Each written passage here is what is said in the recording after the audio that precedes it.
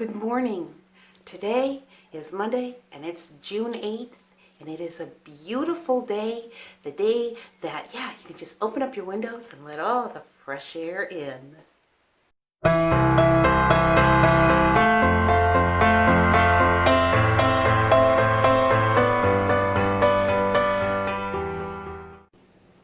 And today is one of those days that I really don't have anything much, or maybe I should say I don't have much of anything going on. But there was a few things that I needed to do, and one was some laundry, and that's really boring because I don't like doing laundry at all. But the other one is I'm going to make myself some more Moringa Powder capsules. And I make this out of, I should say, I buy this off of Amazon. And this is just a wonderful natural supplement. It happens to have more vitamin E than spinach, more vitamin C than oranges, more vitamin A than carrots, and it has over 20 essential amino acids. It has antioxidants in it. It has more potassium than bananas and more iron than almonds, and there is over 50 nutrients and minerals in moringa powder, and it is an alkaline substance. So it looks like this. I'll open up that package, but then I'll put it in a jar just to make it easier. But it's just a powder. It's just a very, very fine powder, and I just make my own capsules with it, and I just fill up my own capsules. So that's kind of what I do. I have a little Cap-O-Matic thing that's supposed to make it quicker and easier, and it does because it holds them all for you, but it is still a little bit tedious. You can just put a little bit in your tea if you like it that, if you wanted to do it that way. But for my husband and I, we take like anywhere from 4 to 8 capsules a day of this, and it really helps him with his arthritis in his knees, and it helps me because I need potassium. I tend to become dehydrated easily, and I lack potassium sometimes. So but anyways, that's one of the things that I'm going to be doing. But need to water my flowers outside. But I wanted to show you also the deck, because we finally got that done. We kind of had to do it in stages. He had to clean it, and he had to replace some boards, and then he had to clean it with a cleaner, and then it rained and poured for 2 or 3 days, so we couldn't do anything. And then we just tackled getting that stain on the deck together, and we chose a very dark brown this time. And this is not, even though it's considered a stain, it is not like how most stains are kind of like translucent. You kind of see through it. This isn't. This is a solid color. But anyways, we got that done. And what happens? My dogs walk all over it and get it all muddy. So I'll show it to you, but you got to forgive the mud. But this is what the deck looks like now. So it is quite remarkably better. It isn't until you get it all done that you realize just how bad it was. It had been needing to be done, and we just had neglected it. So I think it turns out pretty good. And here is another angle so that you can see the deck better. It just amazes me what, just a little bit of stain can do to make your deck look so much better. Now I thought I would just very quickly take you through my process, because all I do is remove the capsules, the bottom and the tops. That's all I do. And then we just simply put them in these little holes. We lift this up, and this here is called Cap 'em Quick, and this is the 0 size capsules. You can get bigger capsules, and you can get smaller capsules, and you just simply put the capsules into here, and you fill up all these little slots with the bottom part of the capsules. And this is why I put it in a jar, because I just put some of this across the top here like that. And you take this little card that came with it and you just simply push it into the capsules. And that's how you fill them.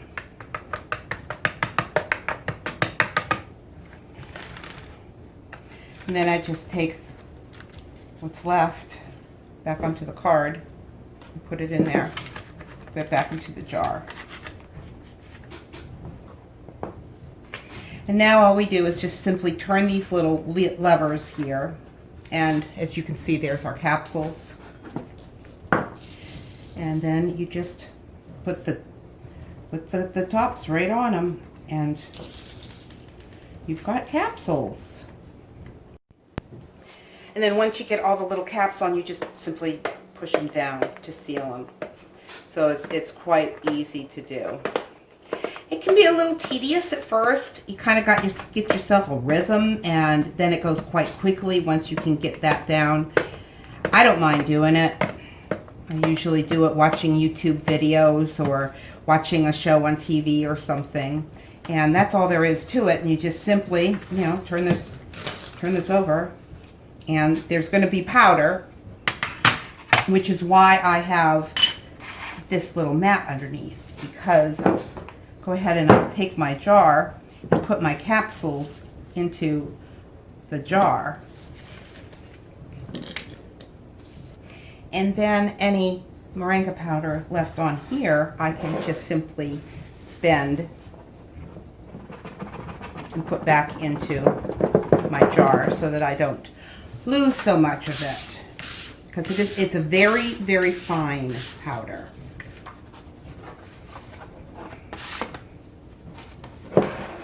And this Cap Quick makes 50 capsules. So I'll fill up 2 jars. I'll probably end up making like 300 capsules between these 2 jars, maybe even more. I don't really count them, but I'll fill up these 2 jars, and that's when, yeah.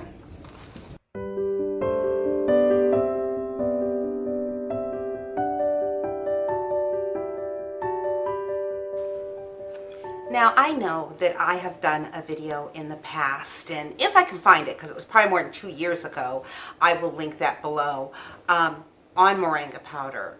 But I just wanted to let everybody know that maybe did not see that video because you've joined my channel since that time, what a benefit that moringa powder is for your health. So everything is available on Amazon. It's not an expensive product, but yeah, it sure does make us feel better, and it helps my husband not to have pain in his knees. So that's always a good thing. But it is rather, it isn't a guarantee. Like, he has arthritis in his knees, and moringa powder, it helps with that. But he also has arthritis in his basal joint, which I do also. And it doesn't help that for him. For me, I honestly can't say whether or not it helps for mine. Mine isn't as bad as his. So, and mine's my left hand, so, and I'm right-handed. So it's not aggravated as much as his, because his is in his dominant hand.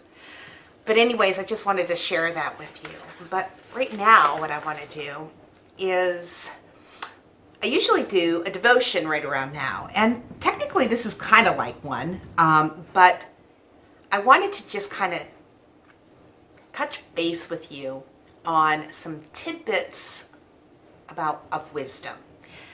Because having a YouTube channel, having my own Patti Rose Life Happens Facebook page, plus my own, profile on Facebook, it's hard sometimes to get used to the idea of society believing that it is perfectly appropriate to speak whatever is on one's mind. And they will just write their thoughts and their opinions regardless of who it's going to hurt. And often by doing so, they really are exposing their own ignorance on the subject, but they don't seem to see that. And it's tragic that people have become so willing to spew such vile words under the guise of, we're having a discussion. Yeah, okay. And what all this is leading to, actually, is my father. Yeah. He was not one to lecture or to reprimand me by giving me a talking to. He used his words to make me think so I could learn from my mistakes. And I remember my father telling me little tidbits of wisdom. So I thought I would share some of those with you. And I'm sure some of these you have probably heard also. One is, even a fish wouldn't get caught if it kept its mouth shut. He who hears forgets. He who sees remembers. He who does learns. It's easier to suppress the first desire than to satisfy all that follow. It is nice to be important, but it is more important to be nice. Of all the sad words of a tongue or pen, the saddest ones are, "It might have been." My father was very big on not having regrets. The person who thinks too little usually talks too much. Tell me whom you associate with, and I will tell you who you are. People give nothing so willingly as advice. And I also wanted to share with you a poem. And I want you to consider this poem because this poem happens to be my father's favorite poem, okay? And the title of it is called If, and it was written by Rudyard Kipling. I hope I'm not just slaughtering that first name. I'm not really sure how to pronounce that one. But I still remember being in the car with my dad as he recited this poem to me in its entirety. I was amazed that he even remembered this, because this was a poem that he had memorized 40 years earlier. And this is the poem. If you can keep your head when all about you are losing theirs and blaming it on you, if you can trust yourself when all men doubt you, but make allowance for their doubting too, if you can wait and not be tired of waiting or being lied about, don't deal in lies, or being hated, don't give way to hating, and yet don't look too good nor talk too wise. If you can dream and not make dreams your master, if you can think and not make thoughts your aim, if you can meet with triumph and disaster and treat those two impostors just the same, if you can bear to hear the truth you've spoken, twisted by knaves to make a trap for fools, or watch the things you gave your life to broken and stoop and build them up with worn out tools. If you can make one heap of all your winnings and risk it on one turn of pitch and toss, and lose and start again at your beginnings and never breathe a word about your loss. If you can force your heart and nerve and sinew to serve your turn long after they are gone, and so hold on when there is nothing in you except the will which says to them, hold on. If you can talk with crowds and keep your virtue, or walk with kings nor lose the common touch, if neither foes nor loving friends can hurt you, if all men count with you but none too much. If you can fill the unforgiving minute with 60 seconds of worth of distance run, yours is the earth and everything that's in it. And, which is more, you'll be a man, my son. This poem was written by Kipling as a tribute to Leonard Starr Jameson, a British politician, and as advice to his own son, John.